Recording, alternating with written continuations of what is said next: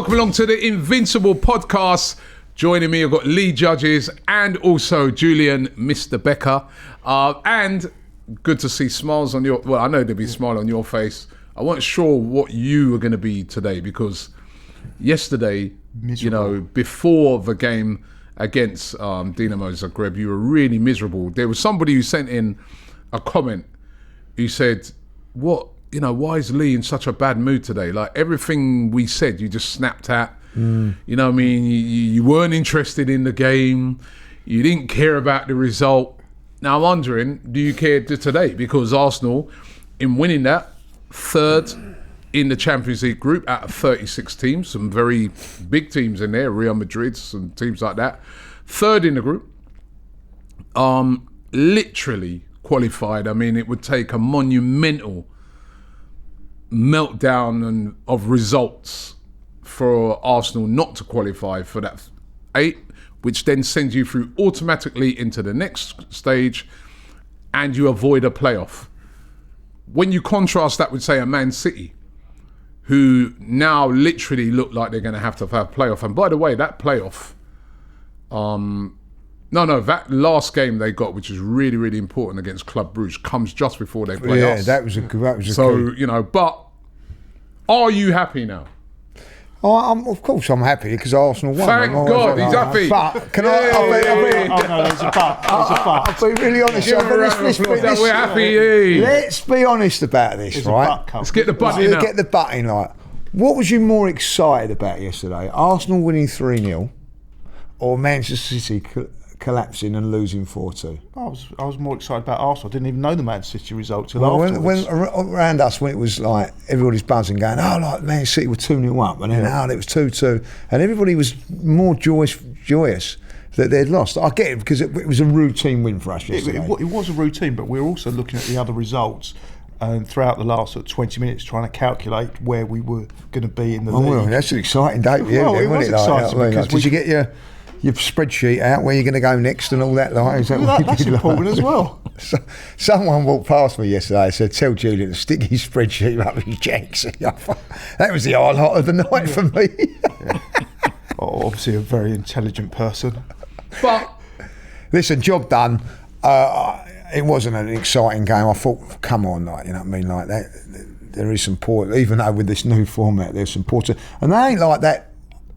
You're not bottom of this group thing, are they? Really, I think they're quite high up considering how poor they were. I thought that they was poor, but then again, I think you've got to be we've been a bit fortunate in this. I was thinking about this current. We've done well in the Champions League. Don't get me wrong. I'm not criticising when I say this, but we went to Sporting when they was in a bit of a dilemma of losing their manager. We've played. Yeah, but when we went to Sporting, they were unbeaten. But they're actually. I think if we'd have played Sporting 2 weeks before that, it might have been a little bit more difficult than what it was. Imagine if we was playing Sporting now. Right, because remember, Sporting's still top of the league. I think Sporting. If I've been honest, I think they had 10 points when we went there. I think they've got 11 or 12 now. I'm just saying it was top of the league, though. Yeah. But I think in the context of where they were and when we went and played them, it was a good time to go and play them. Even yesterday, this is a team. But we did hammer them. It wasn't just No. As I said. Yeah. It would have been a lot different if we'd have gone there a few weeks at the beginning of the season. I'm just saying that sometimes in football you need a little bit of luck.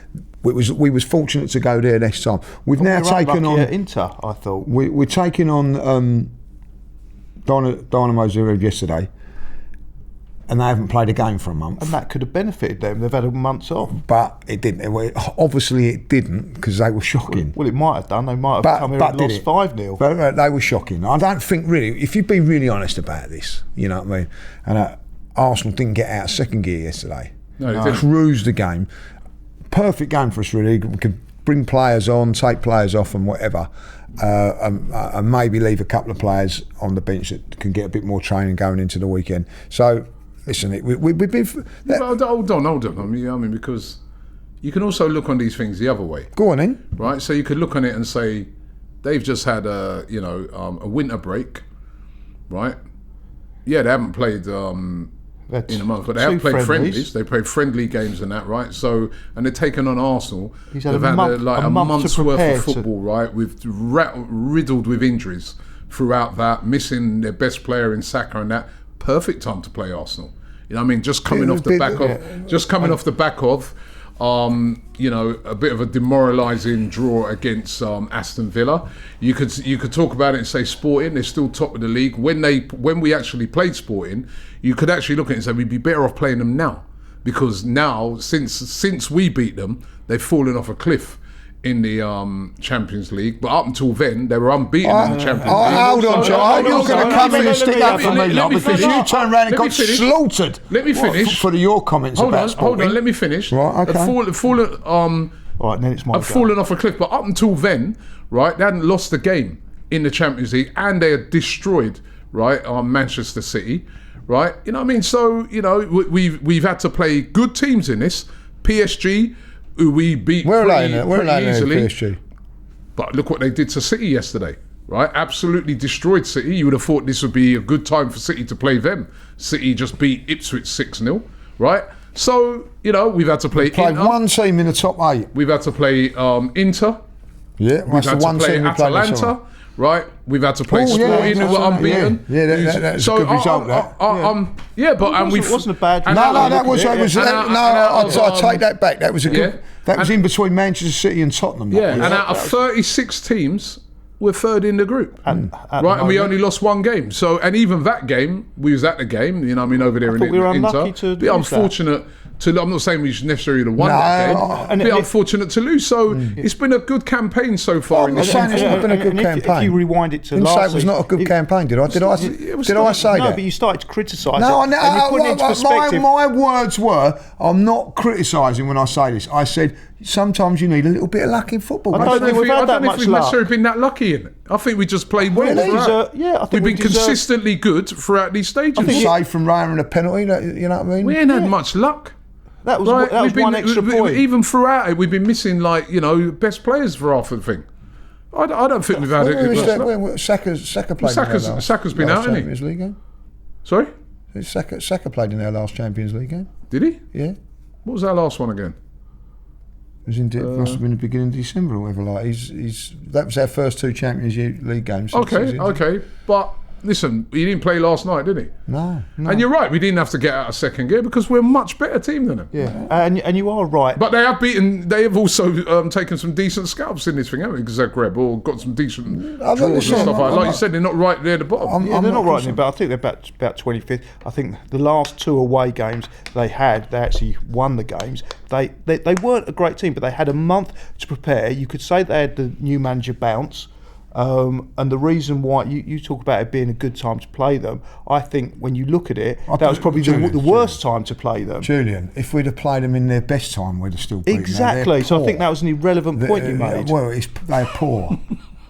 You know what I mean? Like, I'm just saying, like, you know what I mean? Like, we might have beaten them 2-1 or something like that, but like, it was a comfortable win. But if you look at, so let's take things a bit further back. Let's take things from the beginning of when we got back into the Champions League last season. Now, if you look at the home games that we've played, apart from the Bayern Munich game where we conceded 2 goals in one game, we haven't conceded another goal. That's 8 clean sheets. That's not coincidence. That's not luck. There's a reason for that. Yeah, great. Did we go and win it?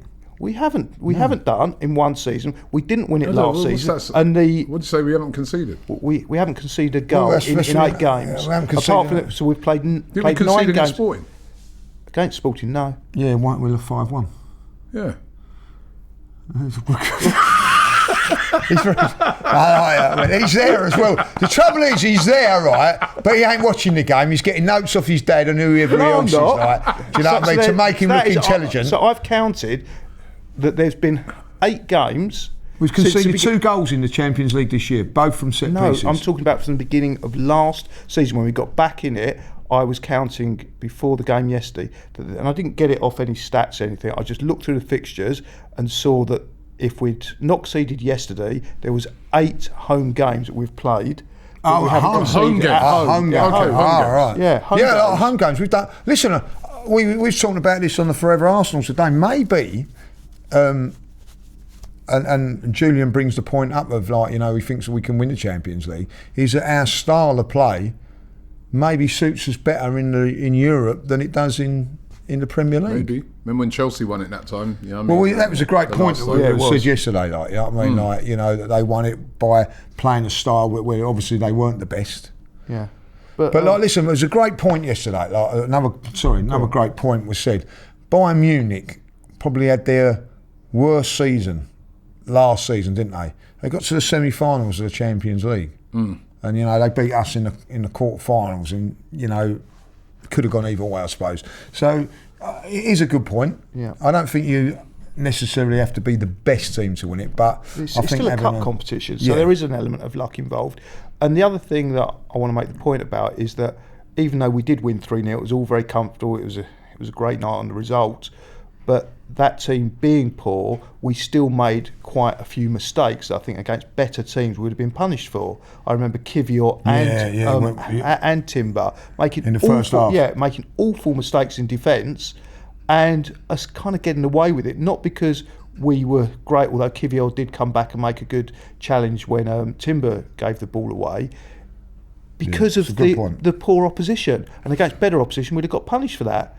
Do you think like Timber would take the liberty that he did against a better opposition? Yes, because that's how he plays, and we've made some mistakes. I think that's down. Poor decision. Well, you should always play the game. Take on the play. Would he take down on to the opposition? Would he take on Haaland in that position? I don't think he would. It'd be interesting to see what Skelly would have done, because Skelly's been making those kind of decisions in games, and he's been, I wouldn't say getting away with it, because his skill has got him out of it and he's been doing really well, but there'll be a time where Skelly gets caught, as you said, and how will he react to that, and how will the crowd react to that? Got to big up certain players yesterday.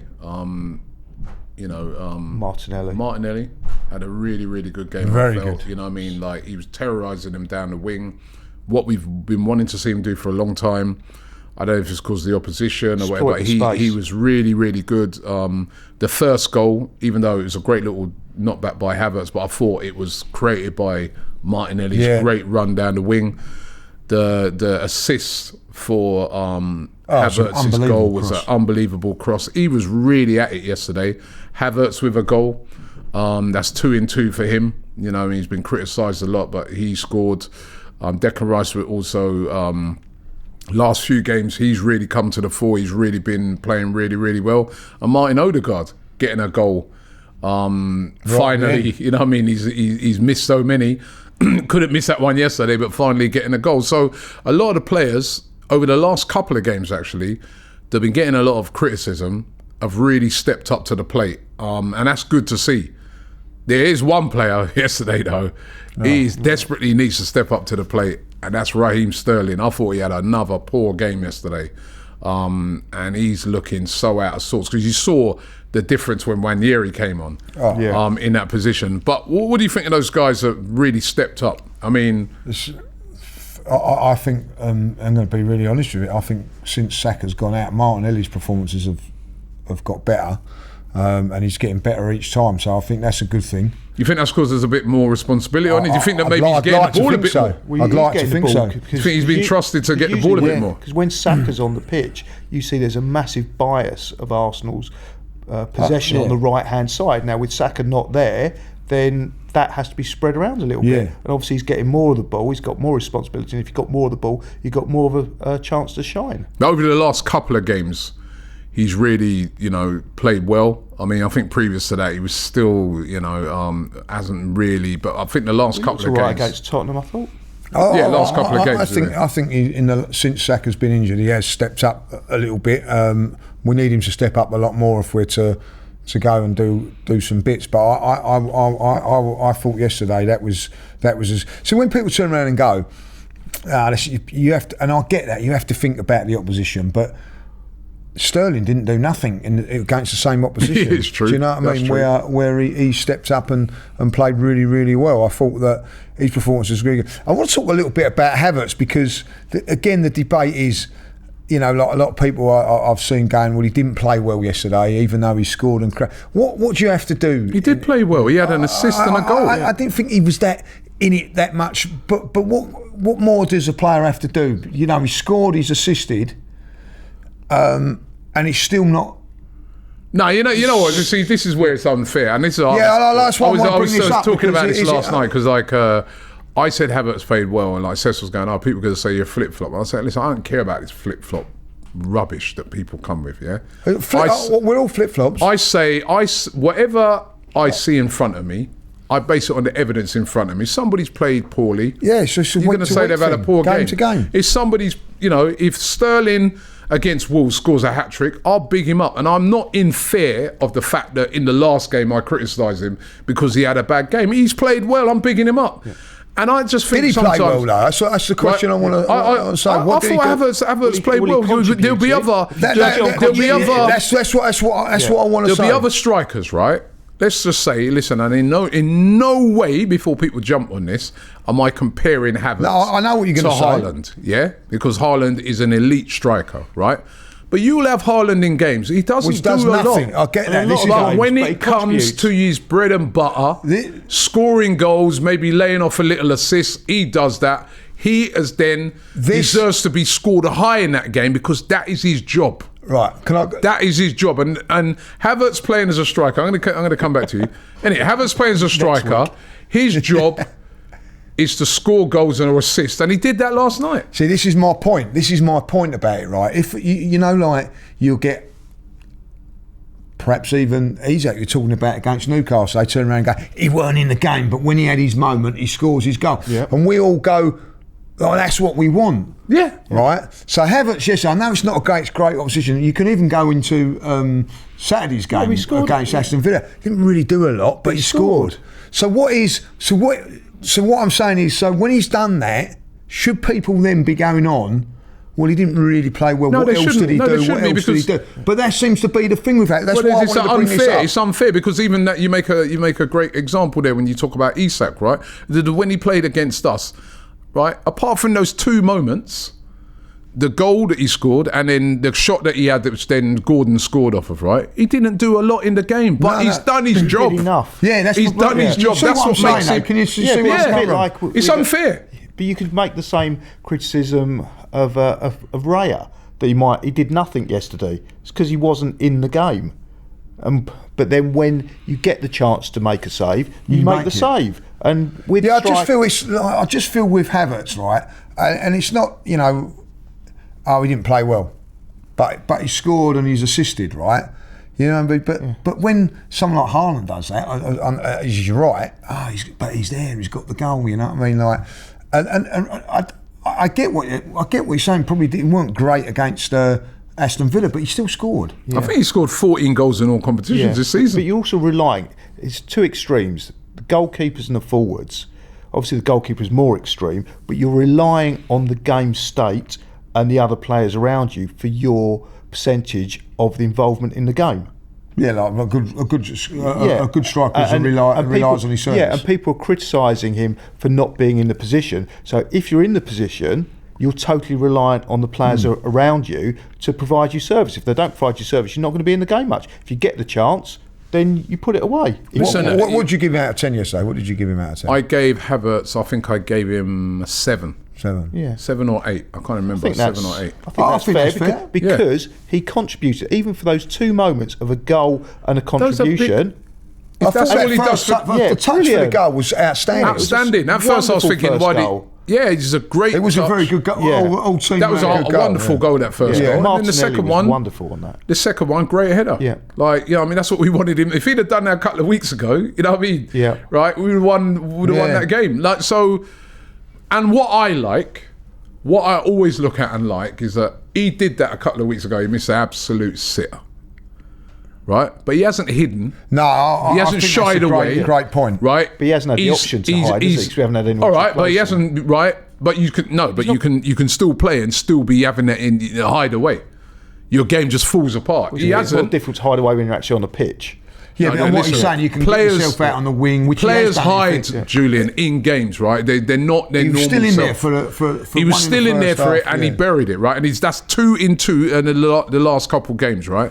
So that's a player that is risen to the adversity that he's under. I'm not saying that he's the answer. We know we need a striker.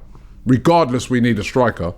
But give credit where credit's due. Yeah, He stepped up. I'm with you on that. Martinelli stepped up. Trossard stepped up. been All really three good. of those front line have stepped up over the last couple of games. All of them. Trossard with a goal against Tottenham. Then he had all an the assist. assists. He had an assist against Villa. Didn't he have two? Right? Was he have He two? was the one today. Yeah, he had the gave one the yesterday. for Odegaard. Yeah. Didn't he have two assists? Yeah, assist on, again for Odegaard in the game. They've all stepped up. So, not to say that we don't need a striker still, but give them credit because Who would your front three be now then, like for Wolves? That's because Wanyeri, I thought. the front three for Wolves is Wanyeri, Havertz, and Martinelli. So Trossard, even though he on hasn't the stepped bench. in. I'd probably have Trossard as my option off the bench. I'd still keep Wanyeri on the bench because I don't want to rush him back.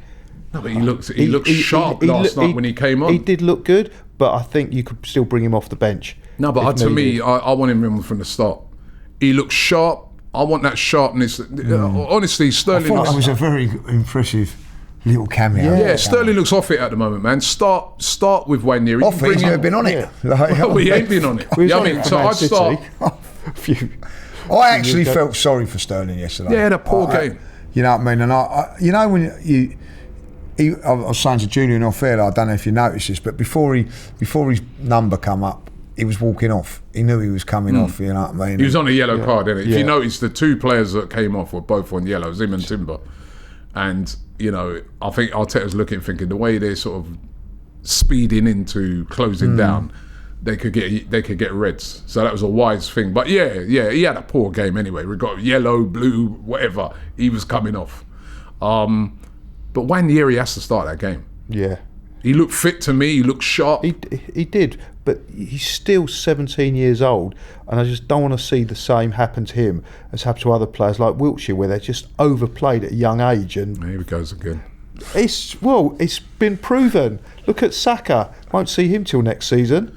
And is he going to be the same player? Wanyeri, Hopefully. I'm sure they've done all their tests on him. Exactly, and all that, right? and that's why he's not starting so many games So he didn't because they've start. done it. He didn't start the game yesterday. It's good to have him off the bench though. Yeah. If he He can came come off the bench. Yeah. But for me, he looked sharp. He looked thing. If did they look do all their sharp. tests and everything's good, yeah. he must start. He is the out of all of those players, he is the nearest sort of profile to Saka. Would you go Yes. along with that? So Yeah, I would do. So that But I was just the only think you reason have- that gets me in there. But I think it'd be very harsh, as Robbie says, to leave Trossard out the last few Yeah. games because I think He's contributed. But then he's come on as an impact as well in the last couple of games, and he's impacted it. So I was saying this to my daughter. We were driving in today, and I said, imagine if we talk about transfer windows and stuff like that, but imagine if we just bought Wanyeri, and over the past, he's doing what we've seen him doing. We'd be like, wow, we bought some player here, man. yeah, it's a great Innit? point. He's gonna be a star, Yeah, This guy- it's something you said yesterday when he came on after a few minutes and he contributed. And you turned around and said, "Oh, well, that'll probably mean that we don't need to buy a winger." No, I didn't say that. Well, I that's the didn't say excuse. I didn't You say said that we that's the don't need to. excuse that they'll I come said out with. I said they're probably looking on it now and say we don't need to. Maybe they don't need to buy a right winger if he can, but we've got to buy a striker. Well, we have to have Got to someone. buy a striker, we have but to I have, like we him. have someone to supplement those the players that are left at the moment. I actually think Because he's we're low on better. numbers. I actually think he looks better to me playing on that wing than he does through. I think it suit him at this moment until he develops, and you know what I mean. Like I think that eventually he probably might go as a midfield player, but I think Julian says, you've got to realise he's only 17, so there's still a He's lot still of growing growing. to do physically. was Don't that get me wrong, physically, he you know looks what I mean? physically fit, He might look physically fit, but yeah. How was Yamal? pardon? That Yamal at Barca. How old was he? 17. He's 17. Right. He's playing Okay. every week and that, right? I mean, if you're good enough, play, man. And we're not saying he's not good enough. I mean, but, Daddy Daycare, But Julian, I want. you know what I mean? But I mean, I want him to become. And he's got the skills and ability to become an Arsenal legend. Now, Wiltshire had the skills to become an Arsenal legend, but because he was overplayed, he never became I that don't Arsenal think legend. he was necessarily overplayed. I just think think he was like he was just quite injury prone. The way his ankles sort of were and that. With Wiltshire, and I've spoken about this, and he enticed fouls. Because he kept hold of the ball. Yeah, he'd draw players in for fouls and things like that. And I think Grealish is very similar now, but he gets a little bit more protection than back in when Wiltshire was playing. The game's changed that a little bit. But I think that someone had to get on to Wiltshire and say to him, right, and I think Arteta probably would have done, been more so, just, don't entice those tackles a little. I remember one against Man United, he got a real bad one from a centre-half because he was down the centre, wasn't he? Yeah, because what he does is he shows them the ball and then nips away and bang that. It's just the way he played. It was unfortunate with him. But he ended up with shin splints, didn't he? Which is a form of overplay. Yeah. I think probably he did play over in that first season, probably too much. But listen, I look at Fabregas. He was 16 and killing it for us, like, you know what I mean. And I do see Wanyeri, like when he come on yesterday, you just think it's exciting. And you just forget how old he is. And there was two things that I remember about his performance yesterday. One was when the ball looked like it was going out for a goal. Yeah, and he got it back. Yeah, he got it back, brilliant. And the second one was when he chased back when they did a counter attack. And the pace of him. He's so fast. He's quick. He is so fast. And it's exciting. And I'm looking at it and I'm thinking, I want to see him playing more and more, right? Because some of these, there's some. You look across Europe, there's some exciting players at a very young age. Players like that Bacola, who we saw him play yesterday for PSG, 18, really just turned 18, really exciting player. You know what I mean? As I said, Yamal, really exciting player. I feel that this guy, he could kind of be, if he continues on his trajectory, he could be the new sort of Saka for us. Yeah. And the other thing, he could be that for the next 15 years. And the other thing which is good, and I don't know if it is happening, but I'd like to think that it is, that Miles Lewis-Skelly is sort of pushing now, because he must have been sitting there and going, all of a sudden we're talking about Miles, and he thought, right, I've got to. So they push each other in a good way, you know what I mean? Yeah. Because Saka and Smith Rowe. Yeah, a little bit like that, because I think at the end of the day, everybody's been talking about Wanyeri, and all of a sudden Miles has come onto it and sort of, he's the big. Don't forget, he's a year older, but Wanyeri now is thinking, I need to prove more that I'm the main guy, like, you know what I mean. So hopefully they push each other to heights in a good way. But I thought yesterday, like, you know what I mean, it was a sort of reminder. Don't forget about me. Yeah, to me, if fit, has to start against Wolves. It's interesting. He got in 30 minutes yesterday. Yeah. So I think that he's probably thinking, like, give him 30 minutes so that he is ready for Saturday. I think that he'll start. But then if you play him against Wolves, would you then play him in Girona? No, in Girona you can play Sterling. But to me, right now, if I'm a Wolves defender, I'm worried about him. I'm not so worried about Sterling at the moment. Yeah. I'm worried about Wanyeri, right? With his pace, his trickery. I don't even know him much. So I'm worried about him. Wanyeri in the last game before he got injured scored, right? I want to see him start, man. I want to see him start. This is a very, very important game coming up against Wolves. Hopefully we can outscore them. I remember you saying that. Listen, we've got a good record against. You can back that up, can't you? It wasn't just Lee speaking in a way that he wasn't thinking before he speaks. He never does anything like that. No. What do you mean? No, but he's come to me today and he's backing his arguments up. It's not just pure nonsense coming out of his mouth, is it? No, because at the end of the day, when we talk about goal average and things like that, like, this is we had Saka before. I think was that goal average? Yes. Okay, so goal average ended in 1976. So, like, what is it now then? It's goal difference. Oh, goal difference. Okay. Goal. Sorry, like, I do apologise. Goal difference, like, you know what I mean. So many things are changing in football, like, But like, so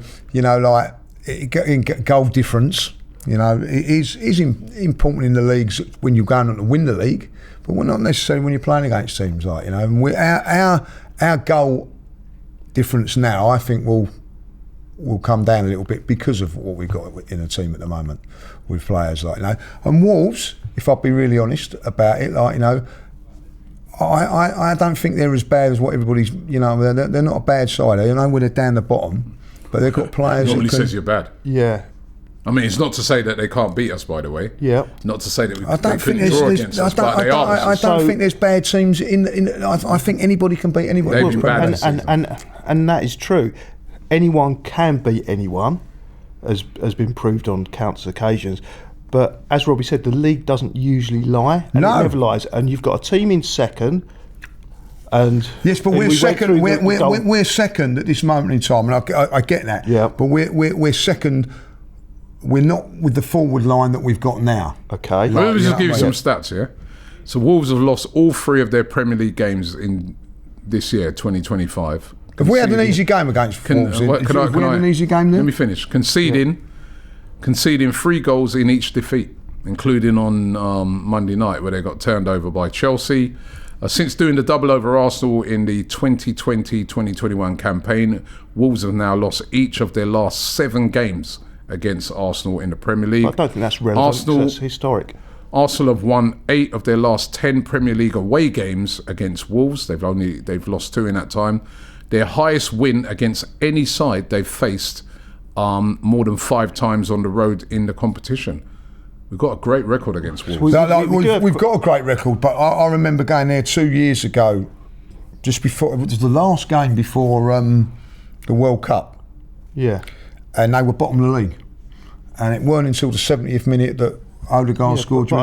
Jesus made a very good goal. Yeah. It's never an easy place to go. I don't think it's great atmosphere there, never the easiest, but they're in a bad moment at the moment.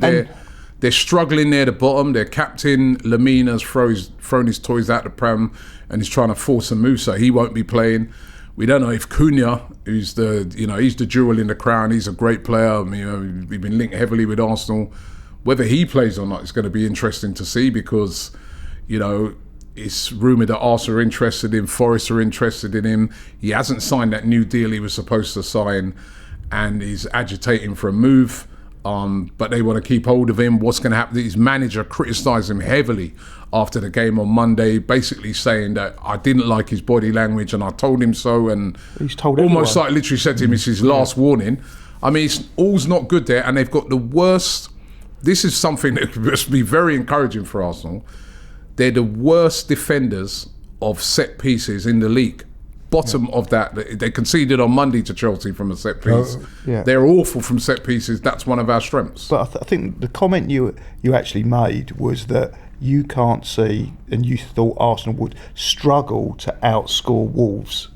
And you backed up very well in that text this morning. Yeah, but how are they going to struggle to outscore? At the end of the day, I said, I think that if Saka was playing, I've got no fear. Yeah. Okay. I've got no fear. I think we'd go there and beat them comfortably. But even when we've had Saka playing there, we haven't. If we had Saka, Martinelli, Jesus playing, I don't think it's an easy game. What do you think the score's going to be? I think it will.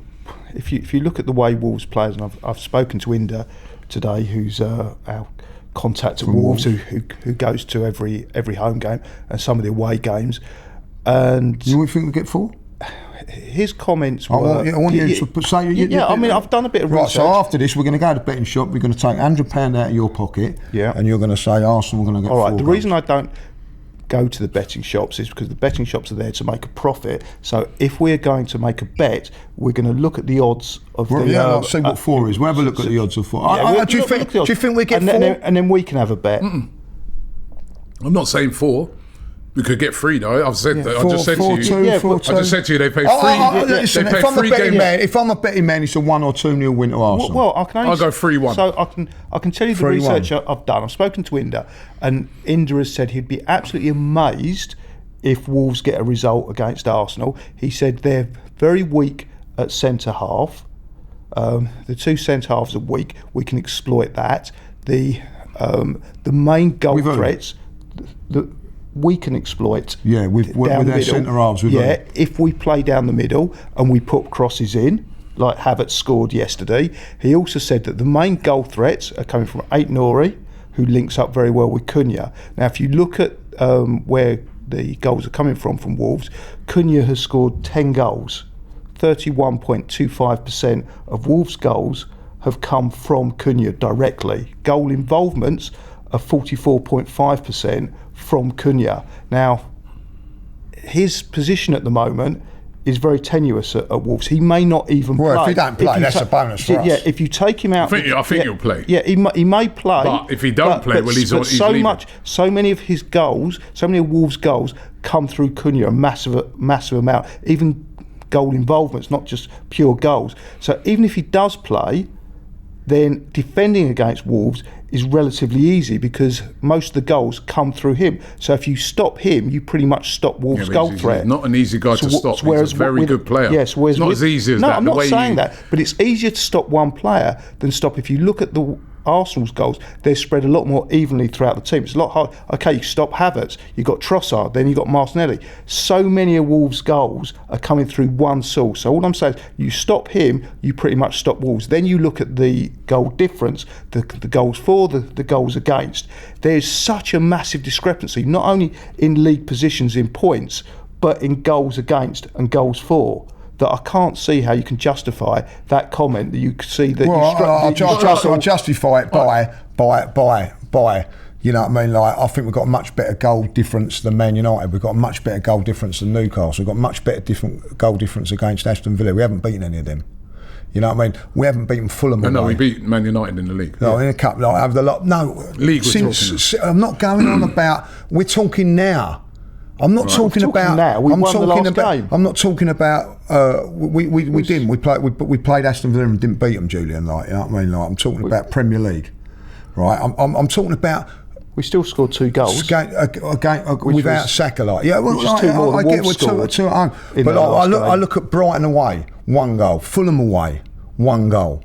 Like, you know, I mean, I just worry about Brentford away. Brentford away 3-1. Done very well that day. Yeah, you missed that one out. Didn't you? No, I can go on to those things. We're comparing it against Wolves. Brentford are are a good side, right? Brentford are a good side. We went 1-0 down in that game, and we come back and played very, very well. But we played very, very well. You know what I mean? Like, but what I'm saying was Brentford easy. That's all I'm saying. I don't think like he's going there thinking it's going to be a walk in the park. I don't think it's going to be a walk in the park. I don't think it'll be a walk in the park. I was countering what you said, was you can't see how we can outscore Wolves. And what I'm telling you, I'm saying if Arsenal go there, if Arsenal won't go there, Julian, and go right, let's go gun over against. I think we'd be very, very the way we play. How can you see us not outscoring Wolves? Where'd you get that? That was the comment. Outscoring Wolves, he's like going and beating them 4-3 or 5-4. Outscoring Wolves is outscoring 1, them scoring none. That's outscoring them. That's a different way of going gun-ho outscoring them. Like, you know what I mean? Like, it's a different way of going there and winning 1-2-0. Like, I'm saying, like, the way we're playing at the moment, I don't think we've got a good enough attack to go right. Let's go gun-ho against teams and outscore them. There's a difference. I think they're going to have to sit in. What's the difference? Outscoring is outscoring. Outscored Brentford. No, but like, the way you play. Like, if I don't think we've got enough power to go right, let's go there and just go for it. But we just got to outscore them. Yeah, but like, you know, we've got to win the game. Listen, we should outscore. We should go and win the game. I'm not saying that we don't. I don't think that we can go gun hut, like, what's the word? Do what Tottenham do. Like Tottenham lose. Tottenham go and try and, like, they come up against teams and they go for it. I don't think Arsenal will do that. That's why they're near the bottom. And that's why I don't think Arsenal will do that. I'm saying that's why Arsenal won't do that. You think Arsenal will go there and win? I think Arsenal, if they play the way that we're going to play, hopefully we nick it, yeah. And if we win the game, that means we've outscored them. Yeah, right. So that comment yesterday, if you want to go like on that point, like, was incorrect. That's incorrect, like, you know what I mean? All right, that's fine. Like, the thing is, right, when you look at it, right, like, I know we've had some games where, like, if we don't win, I'm going to smack your fucking head in, right? All right, okay, straight after the game, you're going to look at me, I'm going to go, fucking hell, take that, because we didn't win that fucking game. It's going to be all my fault, isn't it? No, it ain't your fault. Like, I'm going to say it is, I fear our attack. I do fear, like, you know what I mean? So you fear our attack is too good? I don't think our attack is as good as a lot of teams in the Premier League at this moment in time. Better than Wolves, do you think? No, I think You think Wolves' attack is better than I ours? think Kuhn is better than anybody we got. Right, but do you think Wolves' attack is The better attack than is Arsenal's? not better. I'm not 100% sure. I'm not sure about our attack. Right. I think Wolves' attack. Wolves' attack is better than Arsenal's attack. Even though Yeah, when you Kuhn look is a great player, but what? Strand Larsen's better than Havertz, and Maybe not. Wang's Maybe better not. than. Well, he's not bad. yeah, according Not to bad, Inda, but- Hwang said he's useless. That was Inda's comment. Oh, so like, And we have to. We have scored goals. All right, you named out some of those games. We put 2 in the league, 2-0 against Man United. I think we're a little bit different away from home as well. I think away from home we won't be as away from home against Crystal Palace, 5-1. Saka played. Right. Okay, Saka played, but 5-1. Brentford, 3-1. Yeah. Yeah. Saka didn't play in that one. No, he didn't play in that one. No. Right. So yeah, Everton 0-0. Yeah. Yeah, Well, you can always pick goals. Should we look at 2 against Tottenham.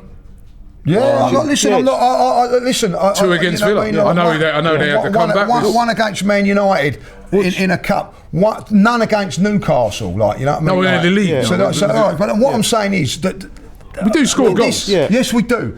And all I'm Missed a lot of saying is chances in our games, yeah. attack isn't as good as Wolves' attack. as a what lot you of said. attacks. A lot of teams attack. I think that they've got a better forward than what we've got. Well, should we have a Julian. look at Wolves, the players, the goal scorers for Wolves? We've got this better. season We've got. and Well, Arsenal? listen, we've got better midfield players. All right, don't, but we don't talk go about on that. that Let's like have- let's have a look. on things and all that. Like, No, have no, we I'm got just a better player? In my opinion, at this moment, is he better than Martinelli Yeah. this season? Right? Is he better than Havertz this season? Yeah. So he's a good player. No, that's one player though.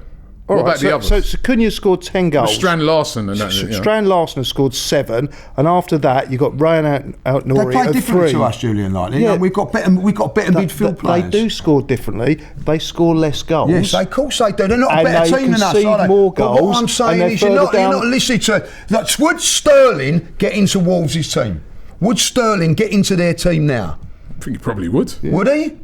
I don't think he would, but he gets into Arsenal's team at the I moment. think he probably would. That's He gets because onto it's Arsenal's like, bench we most of need, the time. like, at No, the end listen, of the day, you're all right. I'm saying is our our attack needs improving. Yeah. isn't as Definitely, good without as Saka. what it was when Julian's going on about. But it's better than Wolves. It's a better attack than Wolves, and most importantly, right, their defence ain't good. That's where you got to look at it. You got to look at the This overall is where picture. you're talking about. Of course, they've not got a better goalkeeper than us. Not a lot of teams have got a better goalkeeper than us. They haven't got a better defence They haven't than got us. a better defence And than not us. only that, the We're not weakness. and I don't think a lot of teams have got a better And midfield than us. actually, the weakness, Wolves going forward, you are right. They're not bad. They're not bad going forward. They can, you know what I mean, they can be quite exciting sometimes going forward.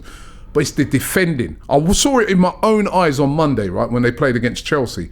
Some of the defending by Wolves was shocking. Shocking. They got back into the game. They made it 1-1. The second half, they were shocking, right? They conceded 3 goals again. From set pieces, they're all over the place. They've conceded 51 Every goals time, this season. you know the same way in which we get a set We've piece. conceded 21. And like a lot of our fans are sort of like, "Ooh, yeah, we've got a chance here." They're the opposite. When they get a set piece, their fans are like this, right? Because they know that they're the worst in the league at defending set pieces. That is where we could get a lot of joy. The big winners, the goal scorers on the weekend could be your Gabriels and people like that. Well, we'll take that. We'll take that 2-0 with 2 set pieces. I'll take that all day long. I don't You're see right, us Lee. opening Wolves up that much with that front. I think we can. So even I though think they've we can. conceded 51 goals I really this do season. think we can open them up. You know, especially the last couple of games, those guys have improved.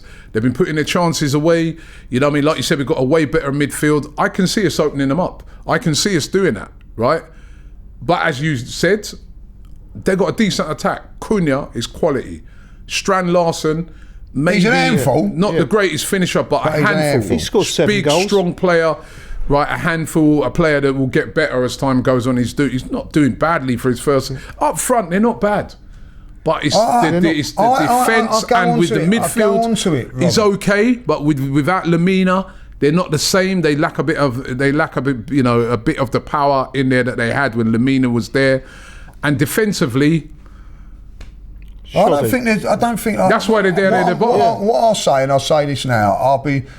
I don't know if Liverpool have played them. They might have played them. I don't know. Like that, that it is not an easy place to go. That's all I'm saying. Like we've gone there with better teams, better attacks, and won. And won.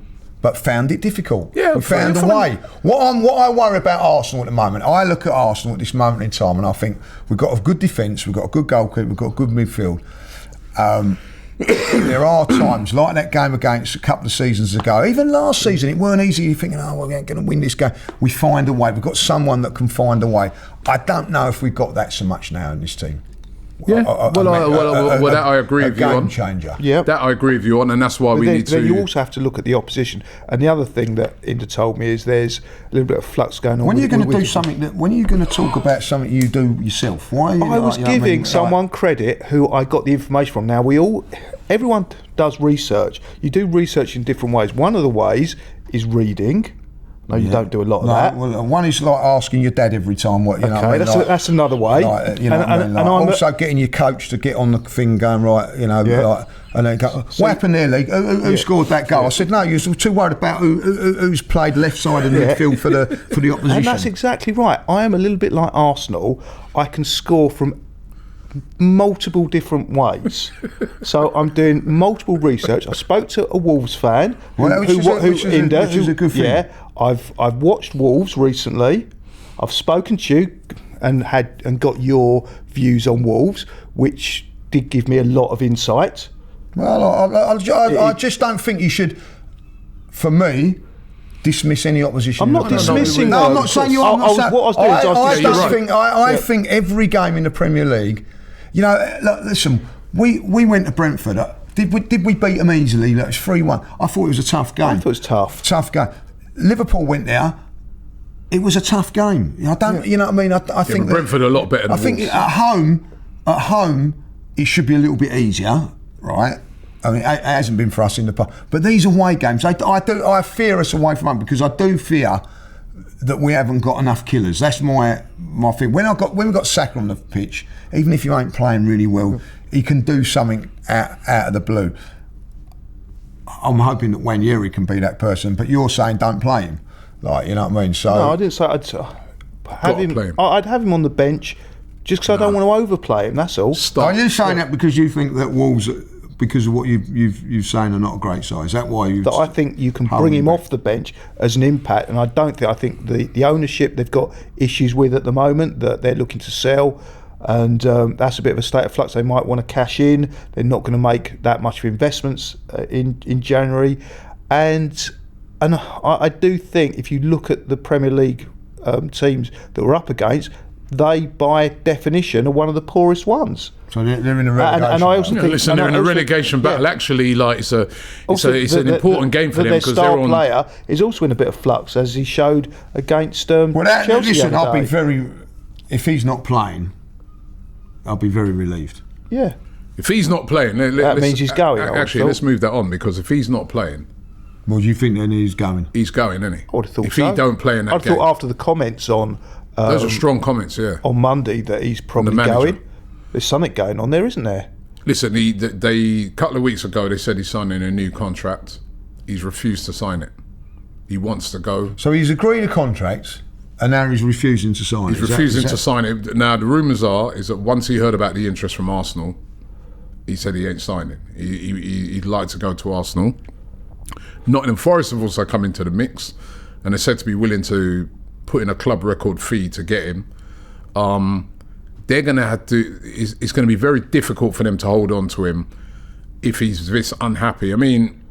I was doing a show with David Ornstein on Tuesday for Sky, and David Ornstein was saying that it could be that Wolves just insist he stays, regardless, because apparently they're pretty upset with him and the way he's gone about this, and also they want to stay up in the division. You look at the league; they're on 16 points, exactly the same as Ipswich, are in the drop zone, right?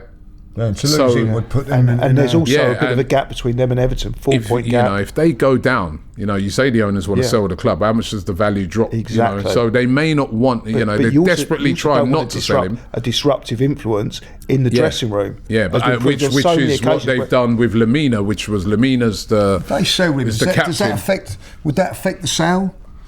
Sale of the club if they but what it does, it extracts more money from them before they sell. So if they get, 70 million, that could be 70 million in their back pocket before they sell. It probably wouldn't diminish the value of the club by 70 million or whatever they get. Fingers about it. But they could get an extra 50 million in their pockets. Yeah, but Fingers about the it. risk for them is that if they do sell and they end up getting relegated, then the value of their club is decimated. But the other side of it is, and it's a very difficult situation for Wolves, is that if they keep him and he's unhappy, then the you know what The that's thing is, like. if they sell him, how much are they going to sell him for? Because the rumours are Arsenal want to pay about 45 million for him, right? But that's what they paid for him 2 years ago. They don't want to sell him. They want to sell him for a big profit. I think to get him away from Wolves, Arsenal would have to be looking at spending about 60 million. Do Arsenal want to spend that on a player that really is not their number one target? Their number one target is probably Sesko or Isak. Those are the two players they were looking at going for in the summer, right? But they need somebody now. Yep. Arsenal needs, and this is why I really do agree with Lee, this attacking team needs at least one player, which I think a striker in there. I think 60 million to spend. Fair price. So I wouldn't say it's fair. I think 60, 70 million should be looking what Arsenal should be looking to spend, right? Because at the end of the day, if you're going to get quality, you're going to have to pay that in this January transfer window. We've seen Manchester City; premium. They've just signed Omar Mamouche from, Eintracht Frankfurt. That's 70 million. I know it's been advertised as they've said 59 million City plus add-ons, but everybody over in Germany is saying they've paid 70 million for him. It's for a player that's really just come to the fore this season, right? So it's a big risk, but you've got to pay that in January, and we are in big problems at the moment because without Saka. It's not just January you overspend or go and like Arsenal have done it on many occasions. Yeah, but you really overspend in January because you've got. Declan Rice was worth 105 million. Yeah, but I think in January is when you really over because in January you don't have many options. In the summer now you can say. I don't mind paying over the odds for that. We definitely paid over the odds for Ben White, but got him. Yeah, I think sometimes you have to. You have to pay over the odds. And this is a pay over the odds time for us. Not all the time, we certainly didn't pay with Gabriel and. And people like Odegaard, you know what I mean? But sometimes if you want that player, you have to... If you need that player, that's the thing. And we do need that player now. See, I think you can't take the mickey in this transfer window really and say we'll give you 45 million when you know that they ain't going to want to sell. But if the player's you've got to force them to sell, wouldn't you? But if the player is being disruptive and he's almost worth nothing to them because he's not going to play, and it's player power, and I think it's wrong. I feel for clubs like Wolves and any clubs that they're basically they're being blackmailed by the players, because the players, regardless of the contract, have the power. Because if the players don't even officially down tools, but just as he said, the body language, what he's basically saying is he can't be asked. He can't be asked. Of course he's saying that. He can't be asked. That's another word for it. He can't be asked playing. Therefore, he's actually worthless and a negative impact on Wolves. Because if you can't be asked, and I saw it with other players at Arsenal in the past, like Ozil, is when you have this, you call it body language, you're being lazy, you can't be asked, it has an effect. It's like a disease, it's like a virus. It can spread throughout. So would you want a player like that then? No, I wouldn't want to play it in our team like that. So what are you saying? If you're a chairman now, then you're Wolves. If I'm a chairman, it's a difficult situation. You probably want to, if he's really entrenched in that's what he's going to be like, you have to get shot of him and get as much as you can for him. And if you have to take 50 million for him, it's better to take 50 million, because the last thing you can afford is to have your star player spreading this virus of discontent throughout your team. Because if you look back, was it a couple of years ago when Arsenal were bidding for Caicedo, weren't they? You know what I mean? And I think Chelsea were some other. I think it might have been Chelsea at the time. Yeah, it was Chelsea. They managed to keep him and turn it around. He threw his toys out of the pram, but they kept him, turned it around, and then he went in the summer. Exactly. And it can go either way. That's why I said for even more money than what was offered in January. Exactly. And so that's the dilemma. But you don't know how it's going to play out. It's played out in various different ways. But So you have to ultimately, admire Caicedo for doing that. And also, you can buy a player that got with to a admire perceived. Brighton's management for doing it. You can buy a player with a perceived, right? Because a fan was saying this to me yesterday. I wouldn't want him, Robbie, because look how he's treating Wolves. I wouldn't want him, similar to what you're saying.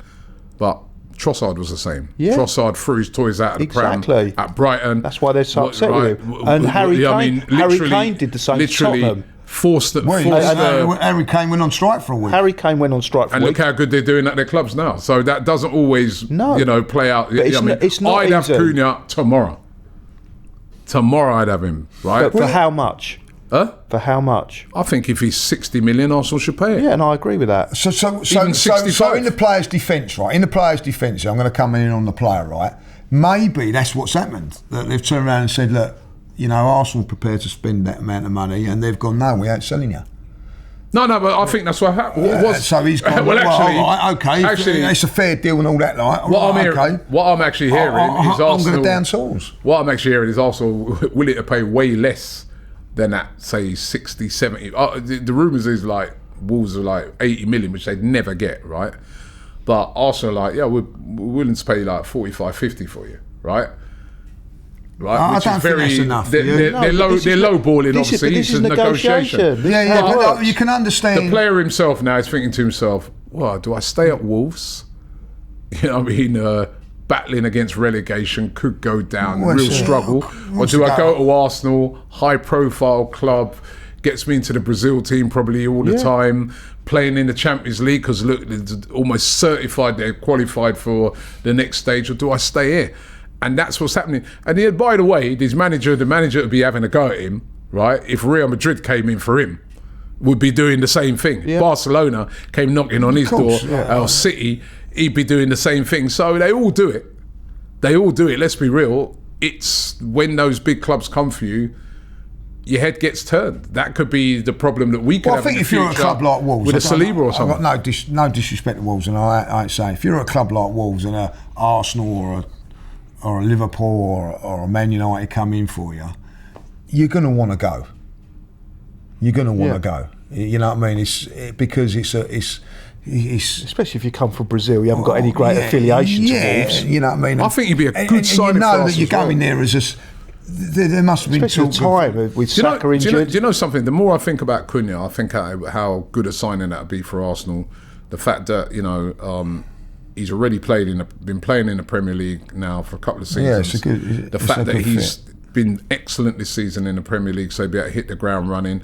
The fact that at Arsenal, the Brazil connection with Gabriel, with Martinelli, and there's Brazilian players, Jesus, even though he's injured now, I know, but there's Brazilian players there. I think it would be a perfect move for him. You know what I mean? It's interesting that Forest Forest, by the way, also interested in Wissa, so are Forest. Cunha, so are Forest. Who's the guys at Forest now, even though he's taken over fully? On gardening leave, though. Gardening leave? You don't mean you can't pick the phone up and say to the owner. Well, contractually it does. Not Forest have got Brazilian connections, though. Without Edu. They've got Murillo, They've signed, so they've signed a couple of Brazilian. To do with that, but I think the Edu connections influencing, via coincidence, similar signings. If you got a chance, the only thing that would keep him to chase Nottingham Forest is if you don't want to move house or whatever, really, isn't it? Like, but if you've got Nottingham Forest or Arsenal in for you, it's Arsenal, all day long. You've got, and there is a distance between Wolves and Nottingham. Yeah, I know, but you know what I'm saying. It's closer. You've got to move completely down and all that. Like, I can't really. But all that gets sorted out for the players anyway.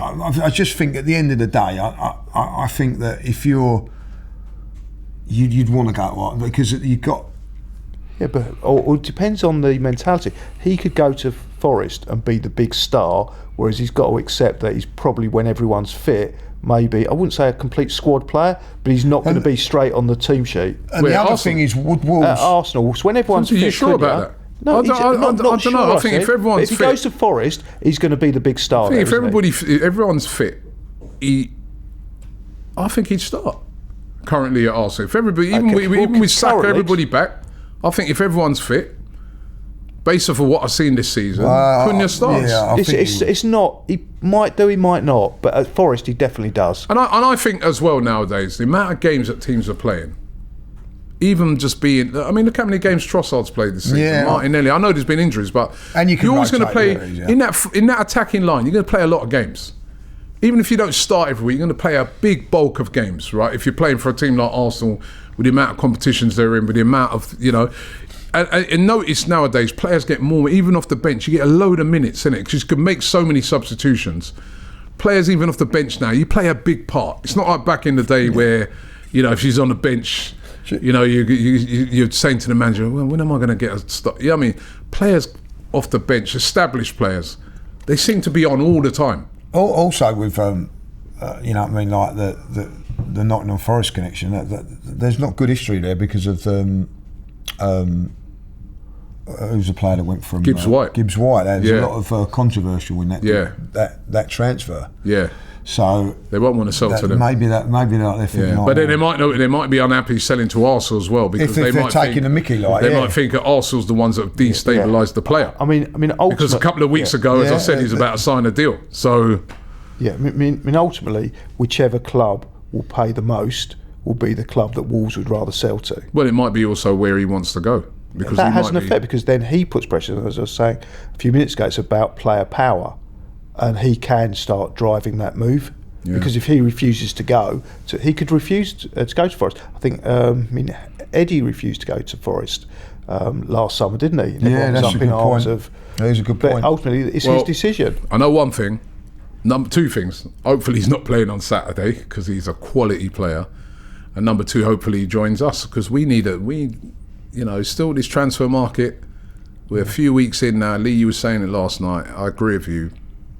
We need to get going, man. We need to get moving on this. And there is a number three that we hope that Arsenal don't struggle to outscore Wolves. Right, but the end of you're not letting that go. At the end of the day, right? At the end of it, I think the frustration that I've got. Listen, everybody's different as fans. Julian's happy to go with what we've got and see if we can win the league. There's nothing wrong in that. Cunha. I said I wanted him. I just don't want to pay ridiculous over the odds for him. Listen, you've turned around and said you don't want to spend over the odds for players. Ridiculous over the odds. So that doesn't matter if you that's your prerogative. I ain't going to slag him off over that. My thing is, and I don't. When people go, oh, we're a shambles and whatever, it's not. We're not that. I think we're a really good team. We've got a really good defence. We've got a really good midfield. We're weak in that attacking area. We've been weak in it for a while, and I think if Arsenal could just strengthen that, maybe I'm mad. Maybe I'm deluded and all that. I still think Arsenal could go and win the league. I still think they could go and maybe win the Champions League. That is the big difference. Julian thinks that we can do it without that. I don't think we can. But that doesn't mean to say I'm right and he's wrong. It's all about opinion. The main thing is, right, it's about giving ourselves the best possible chance to win the league and to win the Champions League. And currently, with that front line, which I wouldn't say is weak, it's good. Could be but that's not good enough to win the league. We saw that last week when Liverpool, what they were able to bring on, and then you looked at our bench. I think that's another thing with what you can bring on as well. We must strengthen that forward line, right? With the players that are out in particular, that forward line is not good enough to win the league. And if we don't strengthen it, I've said it before, I can't see us winning league or Champions League. Say if Arsenal don't strengthen that league. Let's be honest now, right? They've come to it now. They're not prepared to spend the money or overspend it and whatever, right? Manager's under pressure. But where do you honestly think Arsenal would come? I think they'll come in the top four, but they won't win it. You still think they'll get top four? Yeah, they get top four. I think they'll get top four. It's good enough to get top four, but it's not good enough to win the league. It's what the ambition of the owners of this club and Mikel Arteta, because he has a big say in transfers, is going to be tested this January transfer window. How would you feel? Is your ambition to get into the top four and just ride out this season until next year when you get your targets in the summer, or is your ambition to win it now? Right. So I think I'm going to be shown that. That's my personal views. I look at it and think I'm going to be shown that in the next couple of weeks, right? Yeah, I agree with that. Right. If they don't do nothing, right, and they come fourth, it's not good enough for me. how are you going to feel? Angry. You're going to feel like you're going to feel angry. Or you're going to go, all right, we go for next season. I'm always looking forward, not back. So no. So Yeah. what? So what would you look at? What would you look at? At the end of the season, for me, We've come forth. So effort is everything, and that's effort from every area of the club, from the ball boys to the owners, to the manager, to the players. And if I think everyone's done the maximum they can for the long-term benefit of the club, I'm not angry. So if we don't get anybody, I'll be angry because I'll be like, right, we had a big opportunity to still do something, and we failed. We just basically just said, we wait till the summer. And to me, waiting till the summer means you've given up on this season or you're hoping for luck. And if you're a business, that's striving to be the best, you don't hope for luck. You go out there and you put yourself in the best possible position to try and succeed, right? And they know that Saka's out. Saka was still here and Jesus was fit.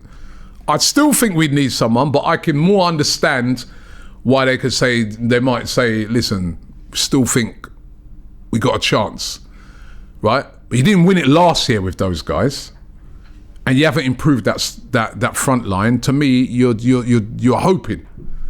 You're not giving yourself the best chance to succeed. And for me, that's a dereliction of duty. But anyway, listen, we've got to wrap it up now. Let's just get your predictions. Do you think we'll outscore Wolves? What's your prediction for it?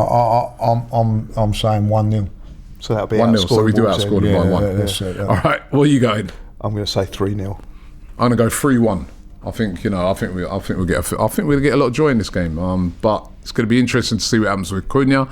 Thank you very much, guys. Just to let you guys know. So if it's 1-1, then you were right. You were right. I don't want to be right, but if it is 1-1, then you're right. Then we can come back and do you then like you gloated against Robbie, like, you know what I mean, for the Man United one, like, yeah. When you give him, we don't want to be gloating. No, listen, I and you don't want to be smacking me in the face. No, I certainly don't, like, you know what I mean, like, yeah, you get to smack him in the face. No, I wouldn't do that. I'd have had a few beers by then, like, you know what I mean. But I hope you're right. I can see us drawing this game. I'll be honest. No, I think we'll win it. Right, but anyway, let's see. We'll get to find out on Saturday.